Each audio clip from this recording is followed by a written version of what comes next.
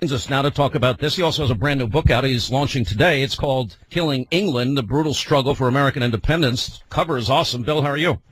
Good. Thanks for having me in, Sean. Am I overstating this? Is that hyperbole on my part? No. I think anybody who really wants to get an independent view of this, aside from you and me, should read Cheryl Atkinson's book, The Smear. That book is so well researched and documented, and it will take the reader through this machine that the far left has developed to harm, and that's the word, harm, anyone with whom they disagree. So Cheryl nailed it, and I'm a victim of it, and you, to your credit, when they got through with me and they trained their guns on you. By the way, 2 days after you were fired. Two days you after. Brought it right to the folks. You're a lot smarter than I am, Hannity. All right, so you got that on tape now.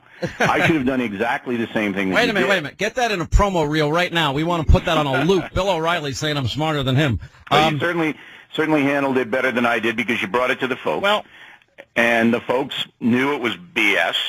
And now what I'm trying to do is expose the whole thing along with you so that Americans know the danger. You know, I read this article. It was in Newsmax yesterday. It's one of the reasons I wanted to have you on. I'm also reading your new book, and I'm really enjoying it, and I think it's maybe one of your best killing books so far, and I know they've done very well, and they often get turned into movies. But so this article comes out in Newsmax about a 2015 arrest by the Detroit police about one of these accusers that was in part responsible for the boycott that ultimately led to your firing at Fox. And what it found out is pretty shocking because it's pretty detailed. Why don't you tell everybody what it is? All right. Well, the article's posted, as you mentioned, on Newsmax.com and BillO'Reilly.com. And one of these women who smeared me and was given a free pass by The View and quoted in every newspaper, totally fabricated. I never saw the woman, never had a conversation with the woman, no idea who she is. Well, now we learn that she was arrested for filing a false police report in Detroit. We have the police report in the article. It's shocking. It's shocking. And not only that, but the phrases that she said I said to her, again, a total fabrication, she used in tweets years ago, the exact same phrases. So it's a stunning article, but you're not going to get the mainstream media to give it a lot of play, even though they ran with what she smeared me. No problem. Didn't vet her. Nobody looked into her background. And here we go. And this is just the first of many that we're going to have for the American people. You have said that you have launched a significant investigation, investing a lot of resources into clearing your name. Where are you with that? Well, as I said, this is the first drop that you're going to see. We're going to be very precise, and it's not going to be any he said, she said. Not going to be any of that. It's going to be facts, cold stone facts. And what we're going to uncover, because we're already pretty well down this road, is shocking. That's the only word I could use. Shocking. And that this could happen in our republic. That this kind of defamation, and it's bought and paid for, as you pointed out, millions of dollars in play. It's shocking. I want to clear something up, and this is a fact, and it was widely reported, that when you were at the Fox News Channel and we were both hired at the same time, we went on in October of 96, and what a lot of people didn't know is, A, we rarely saw each other, and we kind of were a little bit competitors and at each other's throats. But I will say this, that since you left the channel, you and I have started to have conversations, and we realized, I think that in many ways, it was probably a mistake on both our parts to, think that you were isolated on an island and I'm isolated on an island, because I think what these groups very effectively do is they target and isolate in very Alinskyite fashion, and so they'll go after you, and they'll go after Dr. Laura, and they'll go after Glenn Beck, and they'll go after Don Imus, and they'll go after Rush Limbaugh, and then 2 days after you were fired, they went after me, and it was a woman that had stalked me for 14 years, smeared me, lied about me for all those years, and you can't do anything about it. And you can't even sue because the person has no money, nothing. There's nothing to win. And then everybody in the media picks up what a stalker says, and they run with it, and then you're playing defense trying to defend your good name. Well, you can't win because the media wants you silenced, and they wanted me silenced.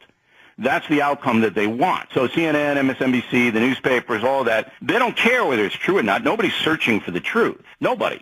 So whatever allegation is put out there becomes a fact. That's right.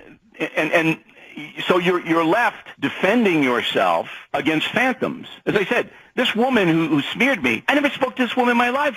I don't even know who she is. I heard the case, and I didn't know this at the time, but I found out subsequently that this woman that was in Los Angeles, that, yeah, you did have a drink with her. Big deal. And that there was that actually was ridiculous. There was a time preposterous. There was a time stamp on the whole thing.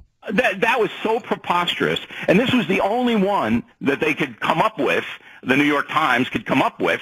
All right, and the woman says that he did something untoward. O'Reilly did something, and then after that, alleged, which never happened. Okay, she was on my show for 15 weeks. Yeah. All right, and then we analyzed the ratings. They weren't that great, so we didn't hire her as a contributor. Well, that was it. And then she said, "Can you help me with my book?" To me, in an email to my assistant.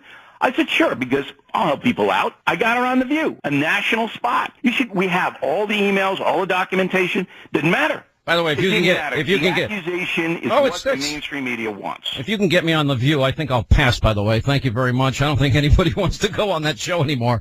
But this is really, I think we are at a crossroads, and here's the serious aspect of this. I have never been a believer in boycotts. I have never been out there calling for the firings. For example, what happened at the Emmys last night was despicable. It was disgusting. It was disgraceful, and they paid for it with low ratings. But I'm not that person. It seems like conservatives now have become the more tolerant people in this country, and the ones, I call it liberal fascism. They want to shut down, silence any voice they don't agree with, and they want a monopoly of all media. And I think one of the reasons Fox was so successful all these years is we had many different voices. Look, we don't agree on everything, but look at all the other voices we have on Fox that disagree with us. Look, they lost the media war, they being the far left. They lost it. Then they lost the political war because Trump was elected president. So now they have no choice. They can't compete and win hearts and minds. They can't. So they have to destroy. And that's what they're doing. And it is, I have to tell your audience, and this is, why don't you take a drink of water, Hannity? You don't say anything. All right, this is just for your audience. Hannity's the only one really taking these people on. Now, other commentators mention it, but everybody's afraid. Everybody's afraid that these people are going to dig up stuff.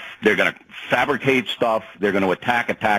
And nobody wants to live their life that way. So therefore, these people have been allowed to amass a lot of power. We're talking Media Matters, Color of Change, the Bonner Group, George Soros' operation. Because nobody will expose them. But Hannity has done it. He started it. So everybody should know that, whether you agree with Sean or not. He's the guy that's putting himself out there to stop this. And I'm right behind Bill, I'm going him to tell you something. I have a regret. I really do. I regret I didn't start it earlier. And I think they've done look, we're all natural competitors. So we're in the same industry. You were in radio, you were in TV, I'm on radio and in TV. And I guess there's just this natural competition. So there's kind of a schism, and they kind of use that schism to sort of pick off one person at a time. And ultimately, you're right in this sense. Their agenda is what they could never get done at the ballot box electorally, what they could never get done legislatively. Or on television. We crushed CNN and MSNBC.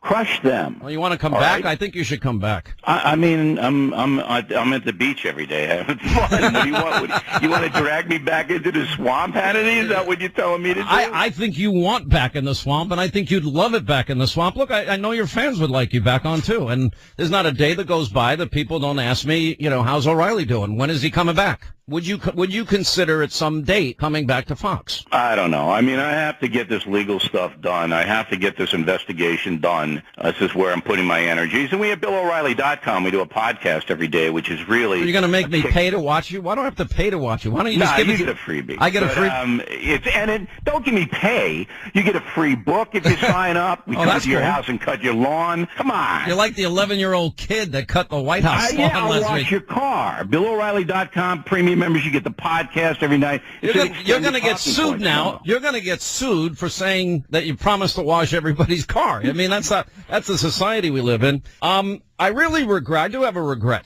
I think we were at each other's throats a little too much. That's overdone, though, because as you said, we didn't see each other. Well, wait a minute. Don't you regret not being nicer to me? You should have been nicer to me. Look, I was so busy and so crazy. You're making excuses.